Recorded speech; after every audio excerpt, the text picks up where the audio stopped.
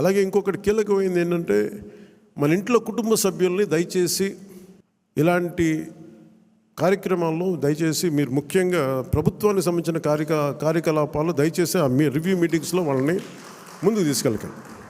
ఎందుకంటే మనం వారసత్వపు రాజకీయాలు అనేది మనం వ్యతిరేకం కాదు, కానీ జనం మీద రుద్దేయకూడదు.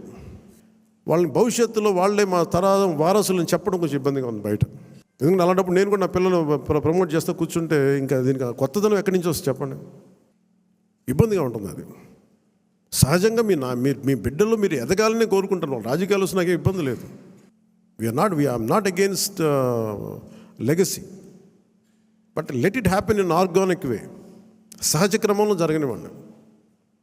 అందుకని ఇలాంటి ప్రతి చోట ఇవి కొన్ని వినిపిస్తూ ఉన్నాయి. ఇది అందరి ముందు చెప్తే ఇది అందరూ మనం ఒకసారి ఒక లోపలికి ఆత్మపరిశీలన చేసుకోండి. అందరూ సహజ క్రమంలో వస్తే నాకు ఇబ్బంది లేదు, కానీ దాన్ని దయచేసి